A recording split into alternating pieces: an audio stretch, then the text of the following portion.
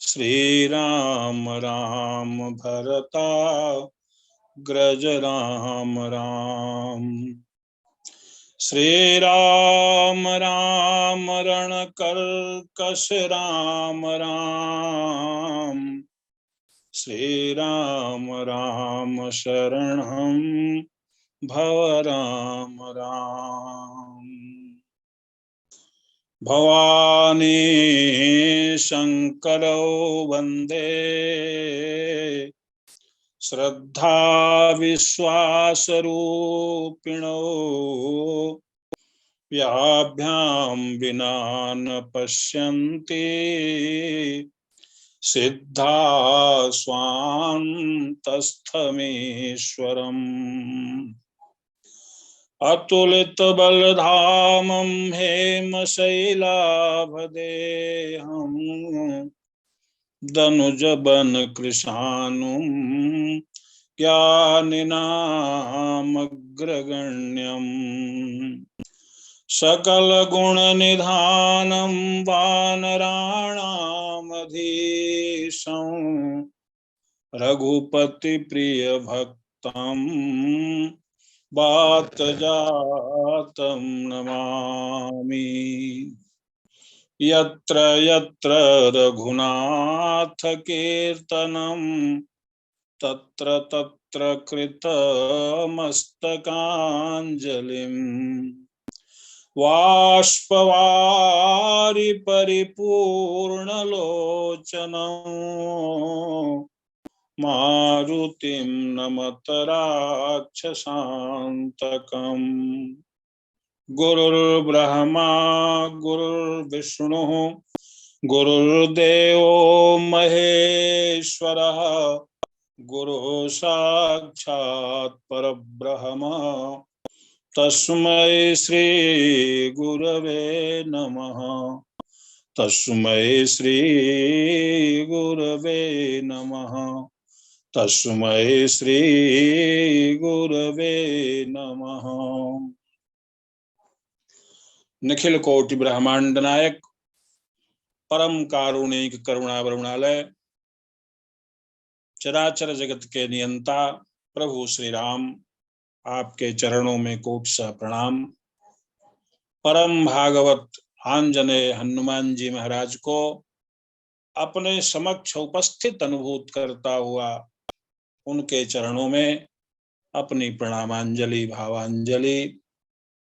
ज्ञात ज्ञात सभी चेतनाएं जो सत्संग सभा में सत्संग लाभ के निमित्त उपस्थित रहती हैं, उनका अनुभव हमें भले नहीं होता, लेकिन ऐसी अनंत दिव्यात्माएं सत्संग का लाभ लेने के निमित्त उपस्थित अवश्य रहती हैं। इस भाव से ऐसी दिव्यात्माओं के चरणों में नमन बंदन। और इस यंत्र के माध्यम से जुड़े हुए सभी भगवद अनुरागी महानुभाव, आप सभी लोग जो भी भगवान की कथा से जुड़े हैं, अपने पथ को पहचान करके भगवत पथ के यात्री बन चुके हैं, निश्चित है आप सभी का कल्याण सुनिश्चित है। ऐसे सभी जो है पुण्यात्माओं को भी यथोचित नमन बंदन शुभाशीष। आइए पूर्व निर्धारित विषय को ही लेंगे। जैसा कि कल आपके समक्ष अंगद सहित करहु तुम राजू, संतत हृदय धरेहु मम काजू, इस बाबा गोस्वामी जी की अर्धाली को लेकर के हम लोग कुछ चर्चा परिचर्चा कर चुके हैं। सचमुच में एक बात कह करके आगे बढ़ें कि जीवन का जो फल है वह तो भगवान की भक्ति है। सारे साधनों का जो फल है वह भगवान का प्रेम ही है। इसका अर्थ क्या हुआ? का हम चाहे जितने भी पुरुषार्थ को परिगणित कर लें, लेकिन सच्चा पुरुषार्थ तो जीव का भगवान की भक्ति ही है। का यह प्रतिष्ठित करने के लिए ही मानो यह पंक्ति बाबा गोस्वामी जी ने दी है, और इसी में सब समाहित हो जाता है। का वह पुरुषार्थ प्राप्त होगा कैसे? वह उपलब्धि इस मानव तन से प्राप्त होगी कैसे? का निश्चित रूप से इसके लिए अंगद सहित करहु तुम राजू, असंतत हृदय धरेहु मम काजू। देखिए, भगवान के सामने जो दृश्यमान कार्य है, जो लक्ष्य है, वह तो सीता की खोज ही है। और यही संदेश लेकर के सबरी से संदेश प्राप्त करके आदिष्ट होकर के निर्दिष्ट होकर के ऋष्यमुख पर्वत की तरफ बढ़े हैं। और सारी लीला किष्किंधा कांड की मानो इसी निमित्त तो अब हो रही है कि सीता की प्राप्ति की जाए, सीता को प्राप्त किया जाए। तो सीता तो भक्ति है, और भक्ति को प्राप्त करने का ही सारा का सारा उपक्रम है। और इसी उपक्रम को ध्यान में रखते हुए मानो भगवान ने बाली का वध किया, सुग्रीव को राजा बनाया और अंगद को युवराज के रूप में प्रतिष्ठित किया, और एक सूत्र दे दिया का अंगद के साथ राज्य करना, और फिर मेरे कार्य को भी संतत हृदय में धारण किए रहना। तात्पर्य क्या? का राज्य तो करो, लेकिन सीता की खोज का जो कार्य है, भक्ति की प्राप्ति का जो कार्य है, उसे संतत अपने हृदय में धारण किए रहना, यही सूत्र है। और इसके लिए हमने कल जो चर्चा की आपसे, कहा कि तीन ही मार्ग हैं। बड़ी सावधानी से ध्यान देने योग्य बात है। कहा कि हमारे अनादि सिद्ध अपौरुषेय जो वेद हैं, उनमें भी तीन ही कांड हैं। क्या? का ज्ञान कांड, कर्म कांड और उपासना कांड। और तीन के अलावा कोई चौथा कांड नहीं है। और इसके आगे अगर हम लोग थोड़ा और अवतरण करेंगे तो अष्टादश पुराण का वेदों की व्याख्या कैसे की गई? का इतिहास पुराणाभ्याम, इतिहास और पुराणों के रूप में वेदार्थ समुपबृंहेत, ऐसा शास्त्रों ने कहा। का वेद का ही अर्थ किया गया है। इतिहास पुराण कुछ अपने से नहीं है, कुछ अलग नहीं है। भगवान व्यास ने जीवों के कल्याण को ध्यान में रखते हुए इतिहास और पुराण की रचना कर दी। कहा इतिहास पुराण है क्या? कहा इतिहास में दो ग्रंथ हैं। क्या? कहा कि महाभारत और वाल्मीकि। और पुराणों में अष्टादश पुराण, 18 पुराण, उपपुराण। लेकिन ये सब क्या है? कहा वेदार्थ, सब वेद का ही अर्थ है। तो कहा जो वेद में है वही तो अष्टादश पुराणों में है, वही तो इतिहास ग्रंथों में है। तो वेदों में है क्या? का वही है। का जो भगवान श्री कृष्ण ने अपने मुखारविंद से गीता में उद्घोष किया। क्या? का योगास्त्रयो मया प्रोक्ता नृणाम श्रेयो विधित्सया। तीन प्रकार के ही योग बताए गए। किस लिए? का नृणाम श्रेय विधित्सया, नृणाम यह मनुष्य के कल्याण के विधान की इच्छा से, विधित्सया विधातुम इच्छया, मनुष्य अपना कल्याण प्राप्त कर सके, मानव शरीर को धारण करने की सार्थकता को सिद्ध कर सके, और इसके लिए वह क्या बताया, का ज्ञानम कर्म च भक्तिश्च, ज्ञान कर्म और भक्ति, तीन के अलावा चौथा कोई मार्ग नहीं बताया गया। और ये ज्ञान जो है ना, यह प्राप्तव्य नहीं है। ज्ञान जो है हमारा जो है यह मार्ग है, प्राप्तव्य ज्ञातव्य तो वह परमात्मा है। कर्म जो है हमारा यह प्राप्तव्य नहीं है हमारा, यह एक मार्ग है। कर्म के माध्यम से भी, कर्मयोग के माध्यम से उस परमात्मा को ही पाना है। और भक्ति भी मानो एक साधन ही है, लेकिन भक्ति तो प्राप्तव्य भी है और उसी को पाना भी होता है, प्राप्तव्य भी है और पाने का मार्ग भी है। लेकिन उसमें एक बात और कह दें, का ज्ञान से उस ज्ञातव्य को जाना जा सकता है और भक्ति से उस प्राप्तव्य को पाया जा सकता है, इतना अंतर है। ज्ञान और कर्म की साधना भी कहाँ जाकर के पूर्ण होगी, कहा जब भगवान की भक्ति की प्राप्ति हो जाएगी। एक बात और कह करके आगे बढ़ेंगे, कहा देखिए भगवान शिव को पूर्ण माना जाता है। शिव स्वरूप जो है यह परम कल्याण स्वरूप है। कहा हमारा भी कल्याण कब होगा, कहा जब हम शिव स्वरूप को प्राप्त कर लेंगे। बाबा जी ने एक पंक्ति लिखी, एक दोहा लिखा, का जीव शिव सम सुख शयनो, असपने कछु कर तूती। जीव का जो परम कल्याणमय स्वरूप है, का वह हमारे इसी जीवन में 24 घंटे में ही भगवान की कृपा से भाषित होता है। समझने की बात यह है, कहा लिख रहे हैं कि जब हम गाढ़ी निद्रा में होते हैं, सुषुप्तावस्था में होते हैं, तो उस समय हम कैसे होते हैं, कहा शिव के समान हो जाते हैं। एक बात और संकेत करके चलें, कहा उस समय हमें कौन सा सुख प्राप्त होता है। सोते हुए व्यक्ति को जब सुबह जगना होता है और उससे कोई पूछता है कि भैया रात्रि कैसी गुजरी, तो कहता है सुखमाम मस्वापसम। देखिए शास्त्र कहते हैं कि उसको कहना पड़ता है कि मैं सुख पूर्वक सोया। अरे कौन सा सुख था उसके पास, विचार करके देखिए। गाढ़ी निद्रा में तो मन भी सो गया था, और जब मन सो गया तो कहा संसार से संबंध ही कहाँ था।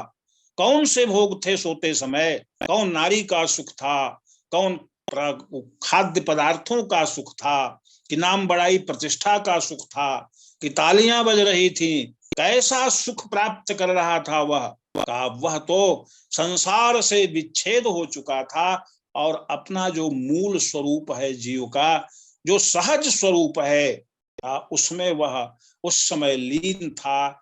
और एक बात और, का शास्त्र कहते हैं हमारे, कहा जिस समय जीव गाढ़ी निद्रा में होता है उस समय उसकी अवस्था क्या होती है, कहा आनंद भुक भवती।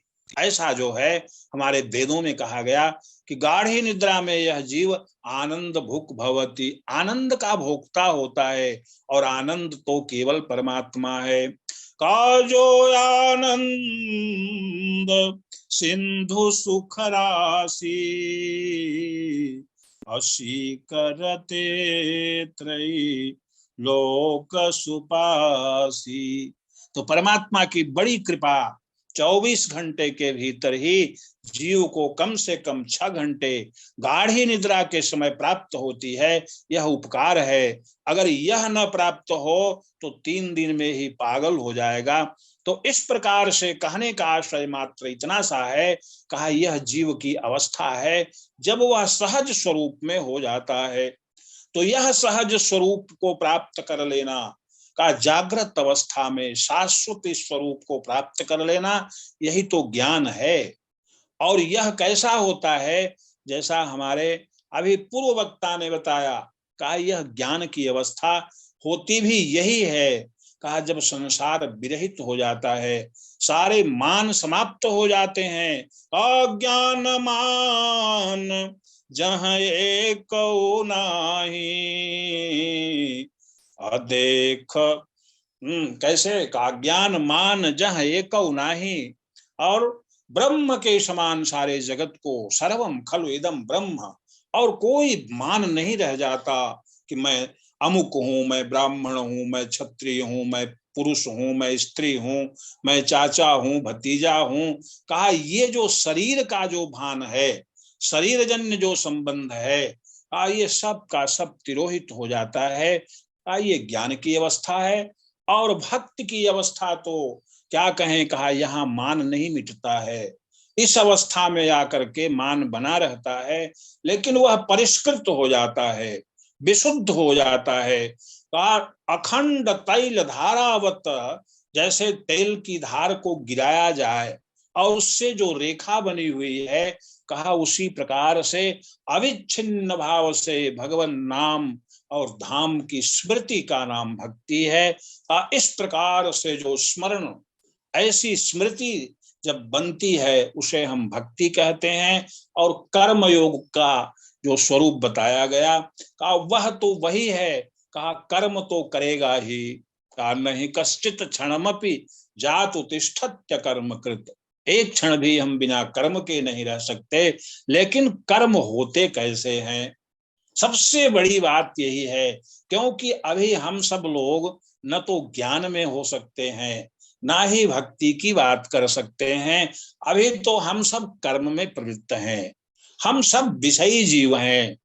तीन प्रकार के जो बताया गया, परिगणना की गई, का क्या, का विषयी साधक सिद्ध सयाने, त्रिविध जीव जग वेद बखाने।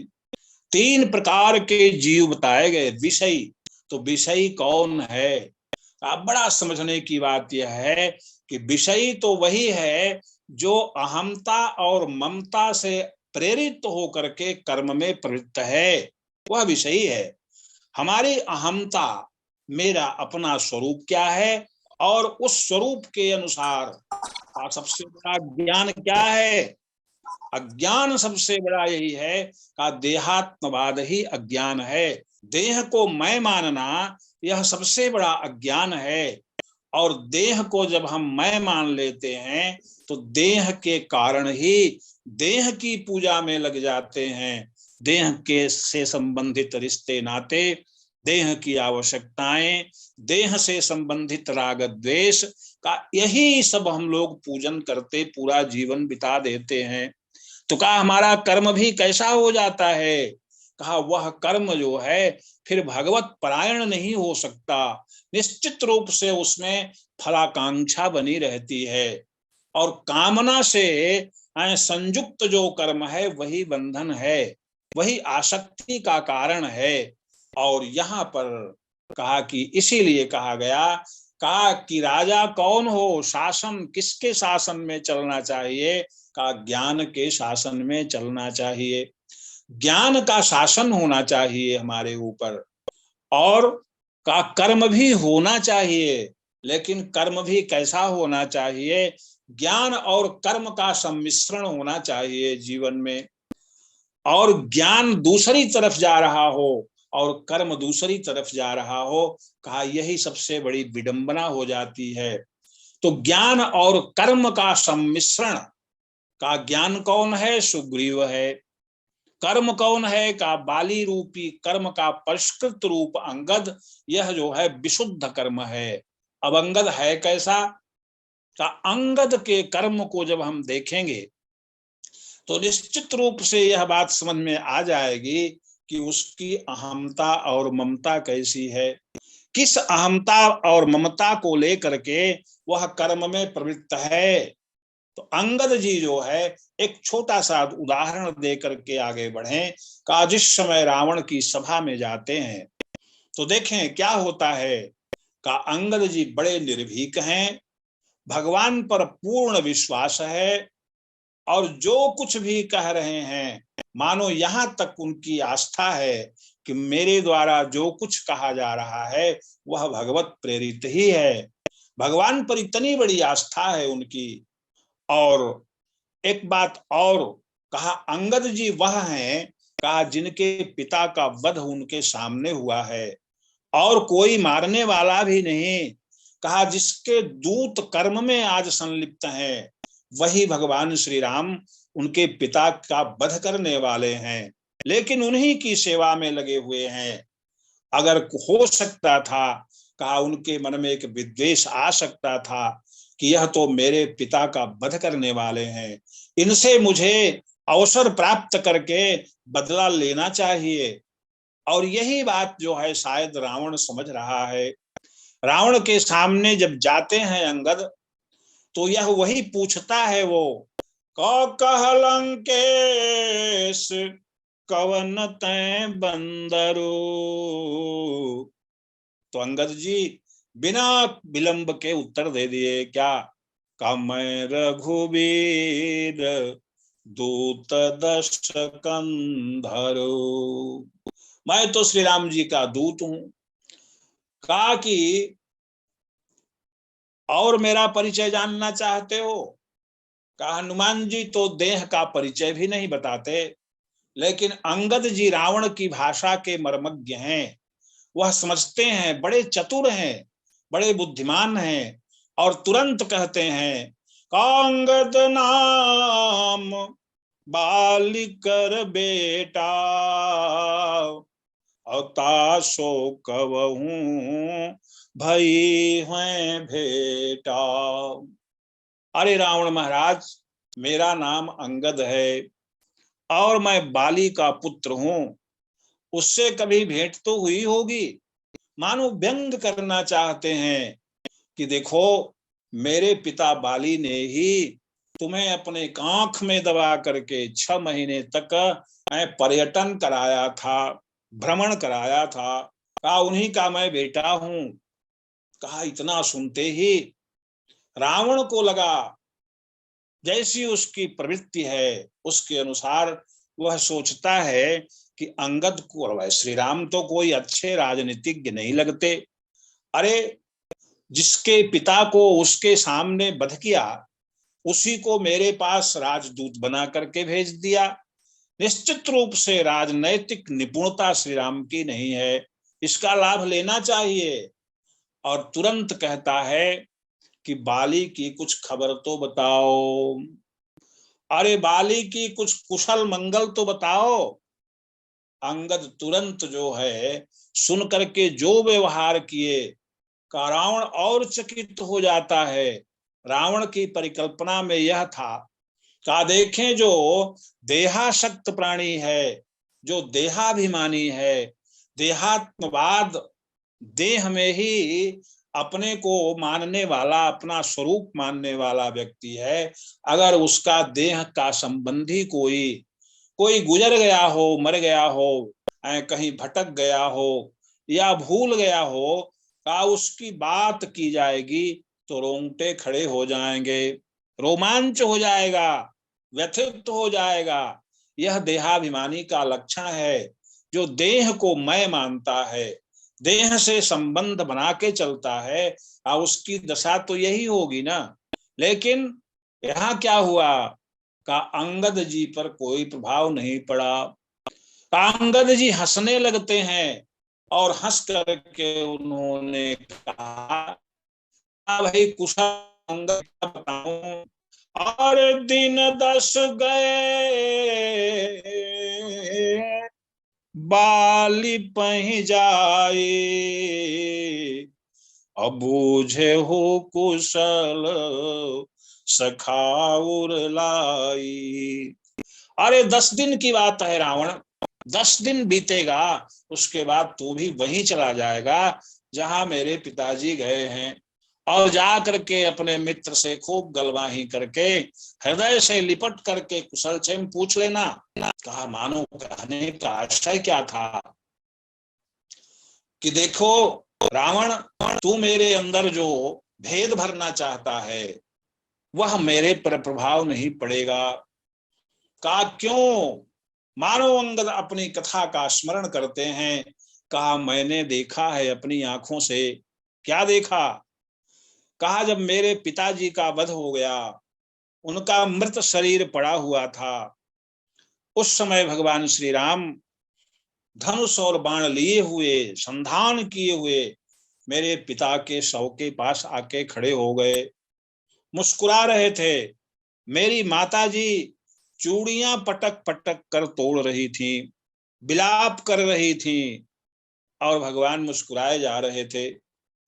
मेरी माताजी ने पूछ दिया, मेरी माताजी से भगवान ने पूछ दिया, कहा तारा रोती क्यों है, क्यों रो रही हो? मेरी माताजी श्री राम की तरफ थोड़ा कुपित और व्यथित नेत्रों से देखती हुई बोली, कहा सुनती हूं आप भगवान हो। अरे आप कैसे भगवान हो? भगवान तो परम कृपालु दयालु होता है, और आप तो बड़े ही निष्ठुर निर्दयी लगते हो। भगवान मुस्कुरा कर कहते हैं, तारा हुआ क्या? मेरी माताजी बोली, कार्य जिसके पति को आपने मार दिया, उसी से पूछते हो कि रोती क्यों हो? एक नारी के लिए उसके पति से बढ़ करके और संसार में होता ही कौन है? का इस प्रकार से जब मेरी माताजी ने प्रश्न किया, प्रभु ने कहा तारा थोड़ा ध्यान से विचार करके देखो, तेरा पति कौन है? कहा ये जो मेरे सामने पड़ा हुआ है। कहा जो तेरे सामने पड़ा हुआ है वह तो 6 फुट का शरीर है। अगर यही तेरा पति है तो ले जा, यह तो तेरे सामने पड़ा ही है, सोया हुआ है, उठाकर ले जा। क्या बाबा ने पंक्ति दी, क प्रगट सो तन तव आगे सोआ अजीव नित्य। तब तारा कहती है कि नहीं नहीं नहीं, इसके भीतर जो आत्मा थी, जीवात्मा थी, वो मेरा पति थी, आपने उसको मार दिया। कहा गलत कहती हो। का जीव नित्य कहीं लगी तुम्हारो अरे वो तो नित्य है, अछेद्योयम अदाह्योयम अक्लेद्योयम अछोस्योयम। का वह नहीं मरता, वह तो अजर अमर अविनाशी तत्व है। का दोनों ही प्रकार से तुम्हारा रुदन व्यर्थ है। का अगर शरीर पति मानती हो तो कहा ये पंचभूत तेरे सामने पड़ा हुआ है। अगर जीव को पति मानती हो, कहा वो तो मरता ही नहीं, वह तो शाश्वत तत्व है, फिर रोती किस लिए है? कहा इस प्रकार से, कहा दीन ज्ञान हरिलीन ही माया। अंगद जो है कातर नेत्रों से इन बातों को सुन रहा था, और अंगद यही कहता है कि हे रावण महाराज, आप मेरे पिता की याद दिला करके मुझ में भेद नीति का स्फुरण करना चाहते हो। और सुन 60 भेद होई ही यता के। अरे उसके हृदय में भेद बैठ सकता है, कहा जिसके हृदय में श्री राम नहीं बैठते, नहीं विराजते, और जो भगवान को अपने हृदय में बैठा चुका है, कहा उसके भीतर भेद प्रवेश नहीं कर सकता। कहा कैसे? कहा देखो, मेरे पिता, शरीर के पिता तो बाली थे, लेकिन भगवान श्री राम जो जिनका मैं दौत्य कर्म कर रहा हूं, कहा वह तो अखिल भुवनांतरात्मा है, अखिल जीवांतरात्मा है, सभी जीवों के अंतरात्मा में बैठे हुए हैं, और वही सबके माता पिता हैं। कहा इस प्रकार का जब भाव दृढ़ है जिसका, उन्हीं के लिए सारा कर्म वह करता है, और देह के लिए जो कर्म करता है का वही तो देहाभिमान है। और ऐसा व्यक्ति कभी निष्काम कर्म योग की तरफ प्रवृत्त नहीं हो सकता जो देह को सब कुछ मानता है। इसलिए अभी जो चर्चा की गई सत्संग की आवश्यकता पर, का पहली पंक्ति यही कही गई, कहा सत्संग हमें क्या दे देगा? कहा सत्संग हमें यही विवेक देगा। सत्संग का हम जीवन भर सेवन करें, लेकिन अगर विवेक नहीं जागृत हुआ तो सत्संग व्यर्थ हो जाएगा। बिनु सत्संग विवेक न होई, और राम कृपा बिनु सुलभन सोई। सच है, राम कृपा से ही होगा, लेकिन सत्संग का फल तो विवेक है। तो कहा मानो क्या, कहा कि ज्ञान, अभी जो चर्चा हुई वह भी बड़ी प्रासंगिक है और उसका भी सूत्र इसी में आके समाहित हो जाता है। कहा दो भाई वो सूर्य की यात्रा कर रहे हैं, मानो ज्ञान की तरफ बढ़ रहे हैं। और देखें बाबा गोस्वामी जी ने उपमा भी कितनी सुंदर दी। कहा दोनों गिद्ध हैं, और हम देखते हैं कि गिद्ध ज्यों ज्यों दोपहरी का समय होता है, सूर्य जितना प्रकाश फैलाता है उतनी ऊंचाई पर गिद्ध जाता है। लेकिन बहुत ऊंचाई पर जाने के बाद भी गिद्ध क्या करता है, कहा दृष्टि कहाँ रहती है उसकी, कहा कि मुर्दा कहाँ पड़ा हुआ है, शव कहाँ पड़ा हुआ है। कहा बहुत ऊंचाई पर जाकर के बहुत दूर तक देख पाऊंगा कि शव कहाँ पड़ा हुआ है, और उतर करके उसका भक्षण करूंगा। कहा इसीलिए अगर पुरुषार्थ है और इसीलिए अगर दृष्टि है, मानो हम अपने ज्ञान का उपयोग केवल देहात्मवाद के लिए, देह की पूर्ति के लिए, देह के रिश्तों के लिए ही करते आए, और अपने पंख माने पुरुषार्थ जैसा बताया गया, तो अपने पुरुषार्थ का प्रयोग अगर हम केवल ऊंची उड़ान भरने के लिए करते रहे, बहुत ऊंचाई पर चले गए हम, लेकिन हमारी दृष्टि हमारे लक्ष्य में केवल भोग ही है, ये जड़ पदार्थ ही हैं, ये मुर्दा ही है अगर, तो कहा ऐसा ज्ञान व्यर्थ हो जाएगा, ऐसा पुरुषार्थ कर्म योग कर्म व्यर्थ हो जाएगा, और फिर भक्ति की प्राप्ति हो भी कैसे सकती है। कहा यही संकेत किया गया। कहा ज्ञान के साम्राज्य में निष्काम कर्म योग का साथ होना चाहिए, ज्ञान के साथ कर्म की भी का भी सम्मिश्रण होना चाहिए। वस्तुतः होता क्या है, कहा ज्ञान की जब स्थिति बनती है तो उसमें जड़ता आ जाती है, व्यक्ति अकाम हो जाता है, उसमें कर्मशीलता की वृत्ति का हनन हो जाता है, वह केवल विचारों में रह जाता है। जैसा कि किष्किंधा कांड के प्रारंभ में ही देखा जाता है, जब जिस समय प्रभु श्री राम का सुग्रीव से मिलन होता है और सुग्रीव जी कह उठते हैं कि प्रभु मैंने सीता को देखा, भगवान प्रसन्न हो जाते हैं। कहा सीता को देखा, लक्ष्मण की तरफ देखते हैं और कहते हैं कि लक्ष्मण सीता को देखने वाले मिल गए, लक्ष्मण के आंखों में लालिमा है। भगवान पूछते हैं क्यों लक्ष्मण तुम्हें प्रसन्नता नहीं हुई, अरे सीता को देखने वाले मिल गए, उनकी सुध मिल गई। लक्ष्मण ने कहा प्रभु इनसे पूछो इन्होंने किया क्या। कहा कह तो रहा है कि मंत्री न सहित यहाँ एक बारा, और बैठी रहे हो मैं करत विचारा, मैं विचार करता रह गया। कहा यही है ज्ञान मार्ग की समस्या, यही है।